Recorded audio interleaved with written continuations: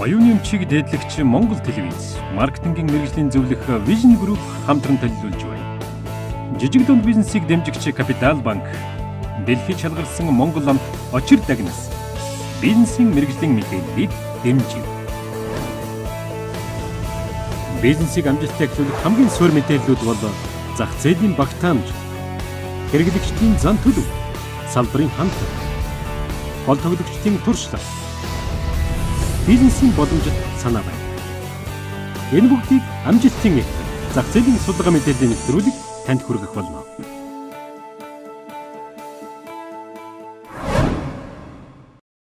Сайн бацгааны үзэгчдээ, амжилтын эхлэл бизнес нэвтрүүлгийн цоо шинэхэн дугаар хүрэхэд бэлэн боллоо. За тэгэхээр та бүхэн санаж байгаа саяхны нэг дугаараар бид нар тавилгын зах зээлийн талаар ярьсан байгаа. За ингээд үзэгчдээс маань анхны хүсэлт ирсэн. Ингээд тэр үзэгч маань бол тавилгын зах зээлийн нэвтрүүлэх сонирхолтой байлаа. Би өөрөө буудлын үйлдвэрлэх хүсэлтэй байгаа учраас буудлын зах зээлийг илүү гүнзгийрүүлэн судалж өгөөч гэсэн хүсэлт ирсэн. За тэгэхээр энэ үзэгчийнхээ хүсэлтээр бид нар одоо энэ удаагийн дугаараа буудлын зах зээлийг гүнзгийрүүлэн судлахаар шийдлээ. Үзэгч та ч гэсэндээ өөрсдийн сонирхсан зах зээлийн талаар нэвтрүүлэг бэлтгэхийг хүсчээвэл ямар зах зээлийн талаар мэдээлэл аммаар байгаа талаараа хүсэлтээ бидэнд илгээж болно шүү. Ингээд үзэгч цаасаа бэлдээд надтай хамтаагаарай. Жижиг дунд бизнесийг дэмжигч Капитал банк хамтдаа хөгжицгөөе. За үзэгчдээ тэгэхээр бүгдээрээ нэвтрүүлгийг уламжлалсаар зах зээлийн багтаамжийн хэсгээр эхэлнэ. За тэгэхээр буудлын зах зээлийн багтаамжийг бид нар тооцоолохдоо илүү хэрэглэгчийн хэрэглээний төсөв, статистикийн мэдээ гэдэг айгүй олон мэдээллүүдийг цуглуулж байгаад ингэж тооцоолох хэлбэрээр гаргасан.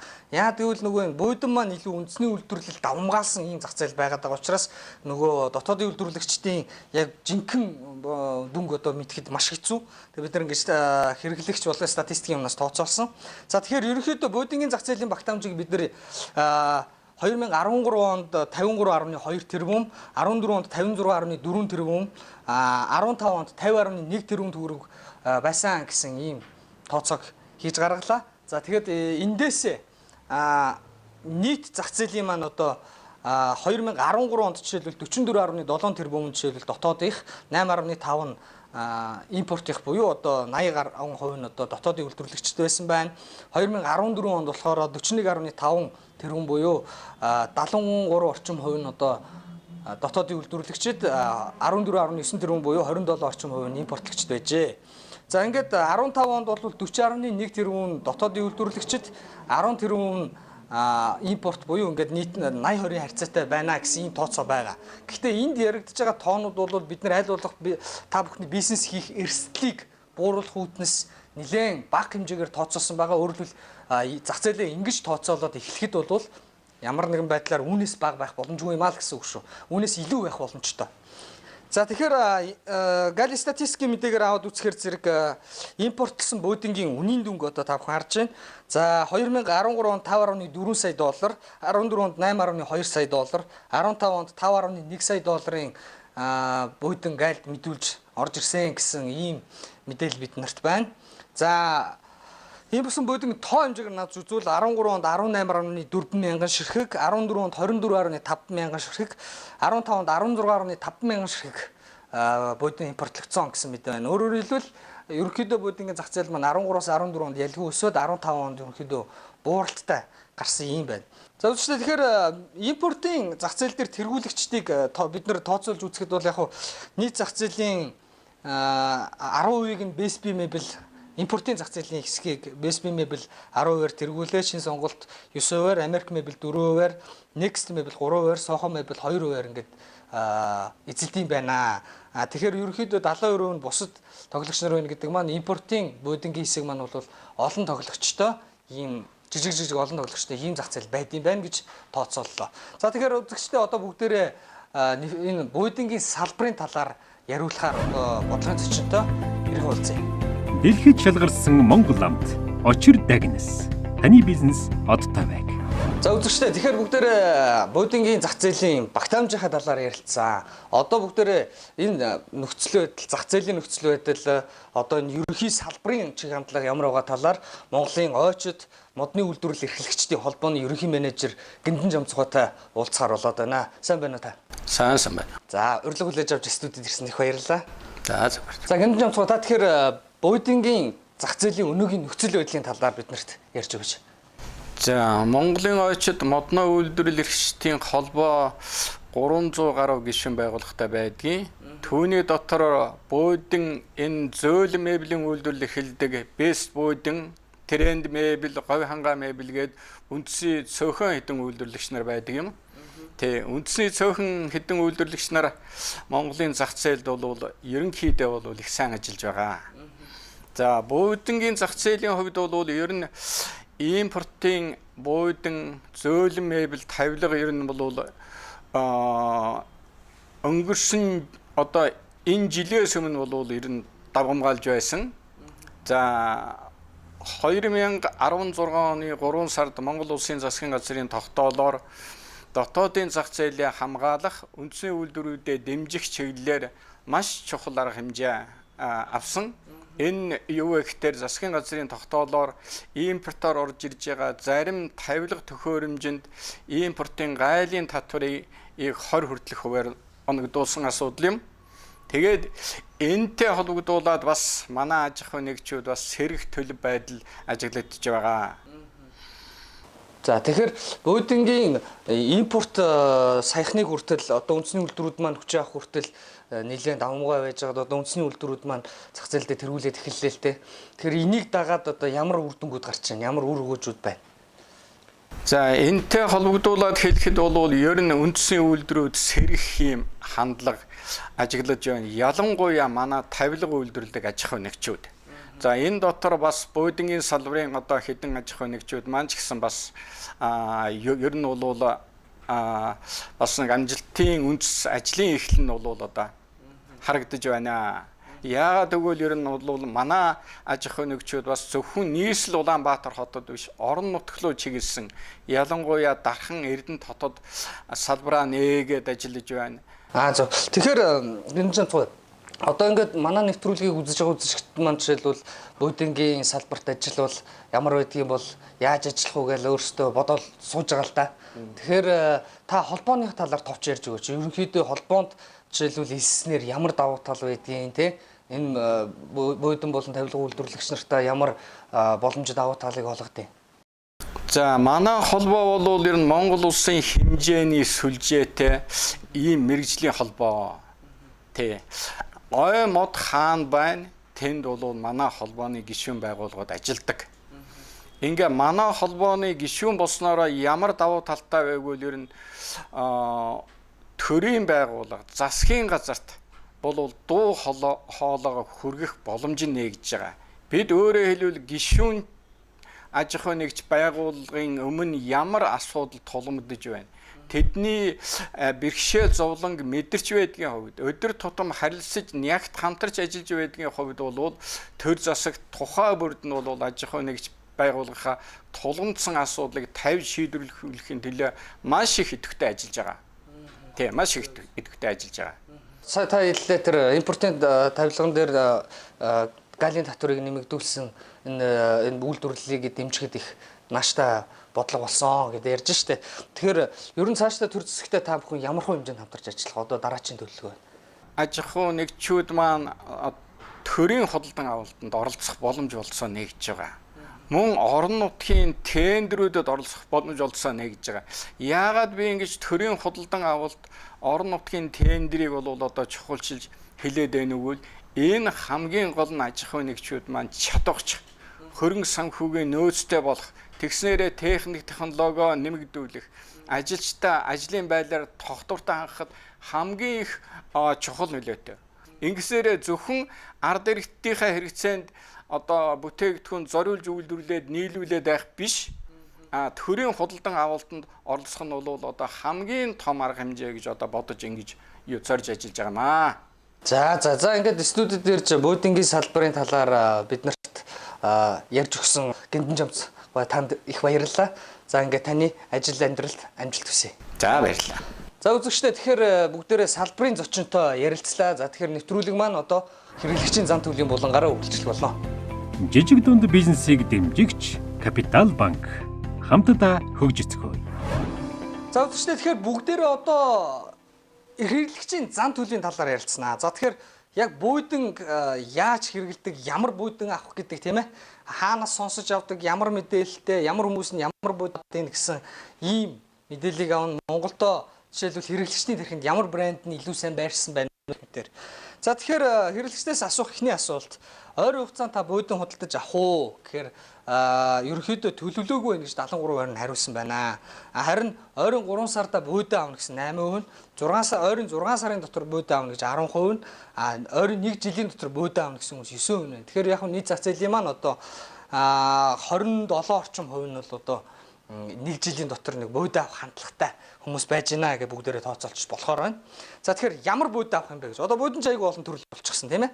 За тэгэхээр буудан авах гэж байгаа хүмүүсээсээ бид нөгөө сая 1 жилийн дотор буудан авна гэж хариулсан хүмүүсээсээ задлаад асуулаа. За тэгэхээр тэр хүмүүсийн маань 45% нь ор болдог буудан авна, 24% нь энгийн буудан авна, 13% нь ухаалаг буудан авна, 13% нь доороо хайрцагтай буудан авна гэсэн ийм хариулт өгсөн байна. За тэгэхээр ерөнхийдөө нөгөө буудан маань одоо зөвхөн зочны өрөөнд хүмүүс суудаг төдийгүй одоо бас өөр функционал хэрэглээнүүд нь илүү хөгжиж байгааг одоо та бүхэн эндээс харж байна. За тэгэхээр энэ ямар урлагтай хүмүүс ямар буудан авах гэдэг вэ гэд хамааруулж үзлээ л дээ. За тэгэхээр та бүхэн график дээрээс харж байвал энэ ухаалаг буудан авнаа гэсэн сонголт бол орлого өксөх тусмаа нэмэгдэж байгаа. Ерөнхийдөө ор болдог буудан авнаа гэдэг хүмүүс маань бол орлого буурах тусам ер нь дунджаар ер нь нийт зах зээлийн дундч бол ерөөс ор болдог буудан авна гэсэн бол орлого өндөртэй хүмүүс та бүхэн ухаалаг буудан санал болгох илүү эрэлттэй байх боломжтой байна гэж. За тэгэхээр буудангийн үн төсвийг асуулаа. За тэгэхээр зах зээлийн 20% 500 мянга хүртэл төгрөгөнд багтааж буудангаа авнаа. 55% нь 500-аас сая төгрөгийн хооронд, 18% нь 1-ээс 1.5 сая төгрөгийн хооронд буудан авна гэсэн ийм төсвийн хүлээлттэй байцгааж байгаа юм байна. За тэгэхээр судалгаанд оролцогчдын буудан авахтаа тавьж байгаа шалгуур нь насны үед ямар хамааралтай байна вэ гэж. За тэгэхээр та бүхэн харж байгаа одоо их бие модон хийц чухал байна гэж хариулсан хүмүүс бол нас ахих тусмаа ер нь энэ раманд их ач холбогдлогддог нөгөө үндсэн биений чанарыг чухалд авч үзэж байгаа бол нас залуучих тусмаа хэрэглэх байдал буюу одоо тэр хэрэглээний функционал байдал за мөн загвар дизайн гэсэн хэсэг дээр илүү их ач холбогдлогддог нь харагдаад байгаа. За тэгэхээр худалдан авах гэж байгаа буудангийн нөгөө ямар материалтай буудан авах вэ гэж. Одоо ерөнхийдөө үндсэндээ нэг даван буудан гэж байгаа юм. Даван бүрээстэй, за хиймэл арьсан бүрээстэй, цэвэр арьсан бүрээстэй гэдэг одоо ингээ 3 төрлийн үндсэн буудан байгаад байгаа. За тэгэхээр үндсэндээ зах зээлийн маань 50% даван буудан авах төлөвлөгөөтэй байна. 33% нь одоо арьсан буудан авах сонирхолтой байна. 17% нь одоо хиймэл төр үйлдвэрийн арьсан буудан авах сонирхолтой байгаа нь харагдаж байна. За тэгэхээр ямар буудан авахыг хүсэж байна вэ? Одоо хаана үйлдвэрлэсэн, хаанаас импортлсон ч гэдэг юм уу те.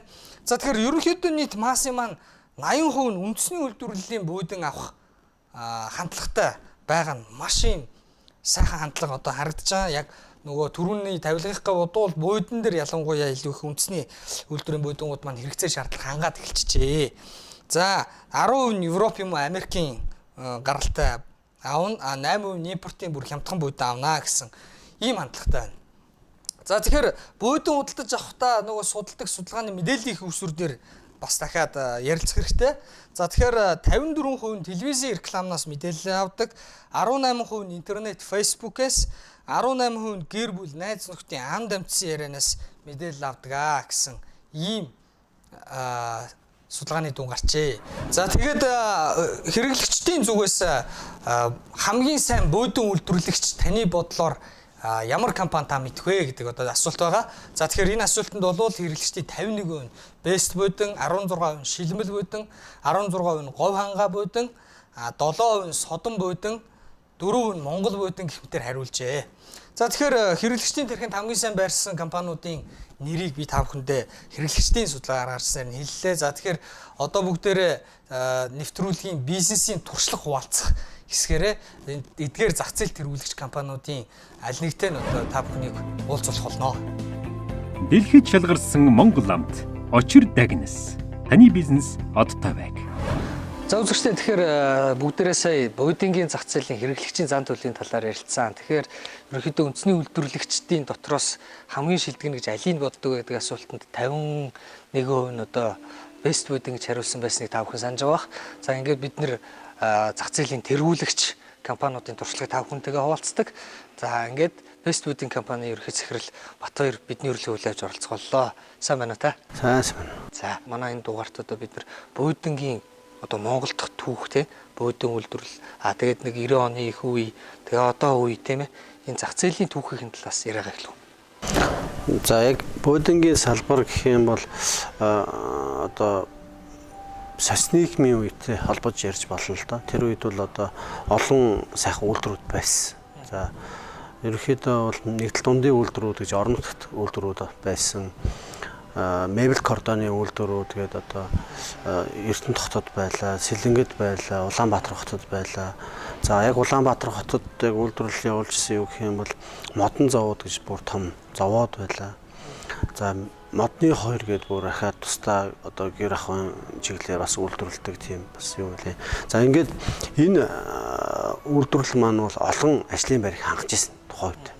За ингээд социализм одоо хоёр нийгмийн солилцоон дээр бол үндсэндээ энэ үйлдвэрүүд бол ховчлогдсон. За ингээд ховчлогдоод янгууд мэдээж дотор нь ажиллаж исэн хүмүүс бол багш том тохиромж авч гарсан. За мэдээж объектыг нь бол үндсэндээ бол тэр үеийнх нь удирдлагууд бол ерөөхдөө авсан гэж хэлж байна. Ингээд бол яг удирдлагууд нь бол чааш нь хөгжүүлэхээс илүү тухайн объектын дээр бол өөрчлөлт үйл ажиллагаа явуулж исэн.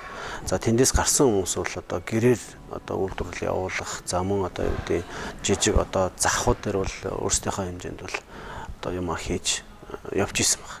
За ингээд энэ одоо нийгмийн шилжилтийн үед бол одоо хятадын бүтээгдэхүүнүүд нэлээ хоттой арчимтай орж ирсэн энэ зах зээл рүү. Яг тэгэхээр нэгэнт хүн амьдарч л байгаа бол харин хэрэглээ байх тийм ээ. Одоо мэдээж орон дээр заавал нэг сандал дээр сууж л тараа, нэг орон дээр унтчил тараа тийм үү.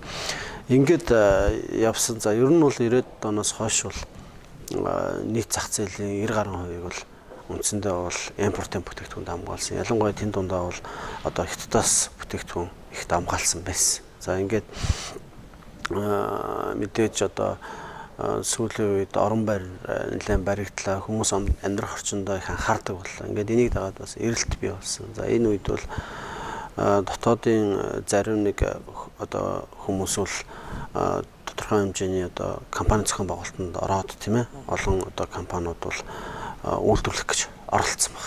За ингээд хүмүүсийн мэддэг нэг 4-5 компани байгаа. За мэдхгүй жижиг компаниуд бол маш олон байгаа. За хувь хүмүүс байгаа. Хэрэглэгчийн судалгаагаар болохоор та үндэсний үйлдвэрийн будин хэрэглэгч бол ямар компаниар хийлгэхийг хүсэж байна вэ? Ямар нь сайн гэж боддог гэхээр 50% нь одоо best buding сонгож байна л т. Тэр энэ бол одоо best buding-ийн будингийн зах зээл дээрх нэр хүнд их өндөр байна гэж бид нар дүгнээд байгаа. Тэгэхээр ийм хэмжээний нэр хүндтэй болох маркетингийн арга хэрэгсэл нууц нь юу байсан бэ? Яг уу одоо нөгөө хэрэглэгч маань нааш иргэжлээ шүү дээ тий. За үндэсний үйлдвэрлэлээ дэмжиж энэ маань өөрөө буцаага дотор ажлын байр бий болох юм байна.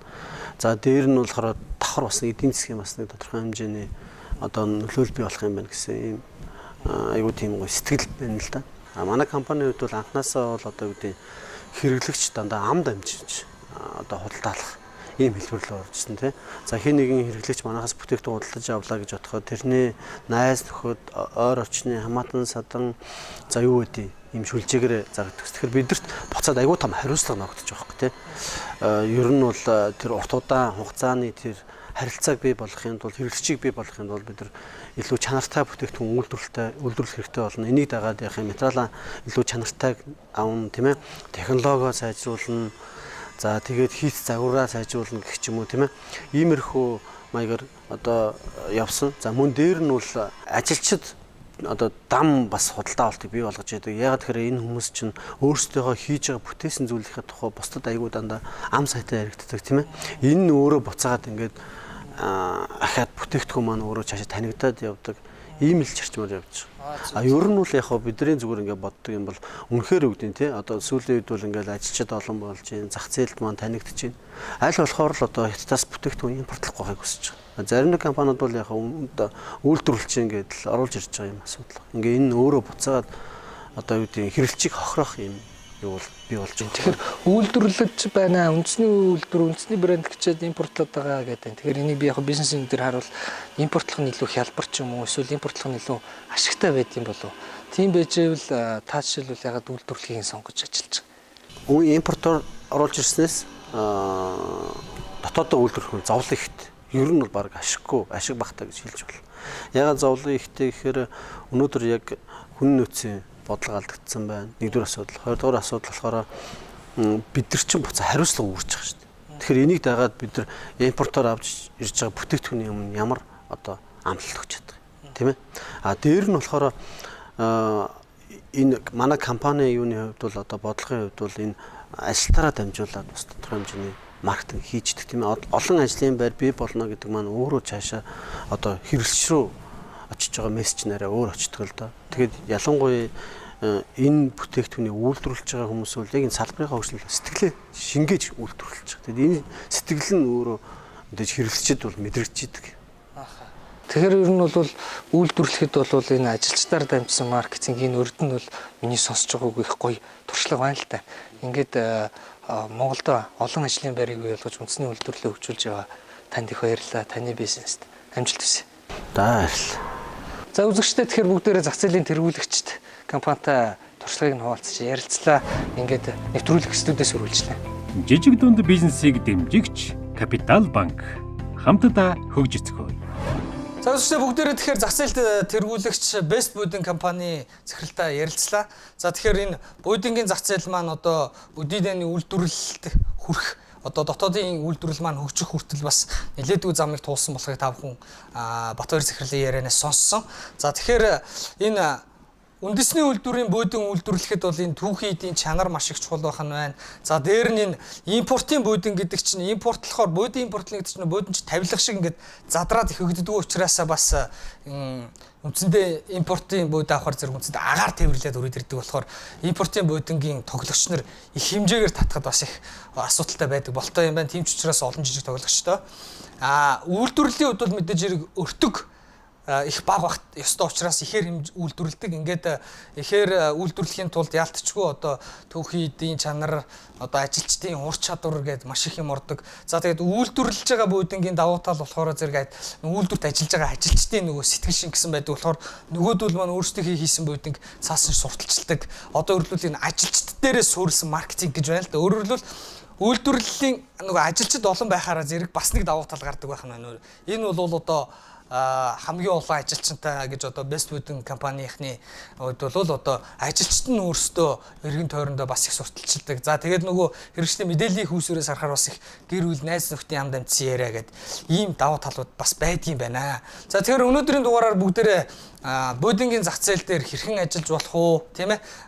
Ямархуу салбарт нь ямархуу онцлогтой бүтээгдэхүүн санал болгож ямар чиглэлээр сурчил болох уу гэдэг талаар та бүхэн тодорхой мэдээлэл авсан байх. Одоо үндсэндээ нэг 50 орчим тэрбум төгрөгнөөс доошгүй ийм зах зээл дээр ажиллахад танд боломж байна. Байхдаа одоо юу гэдэг массын буудин биш илүү ухаалаг буудин хийж өндөр орлоготой иргэд рүү төвлөрвөл орон зай байгаа гэж миний хувьд бол дүгнэж байна. За ингээд та бүхэн бизнесээ эхлүүлэхэд хөрөнгө оруулалт шаардлагатай байх болов мэдээж хэрэг таны хамтрагч Капитал банк байж чадна. За ингээд манай нэвтрүүлгийг очир дагис ивент итгэлээ таны бизнес одтой байх болтугай.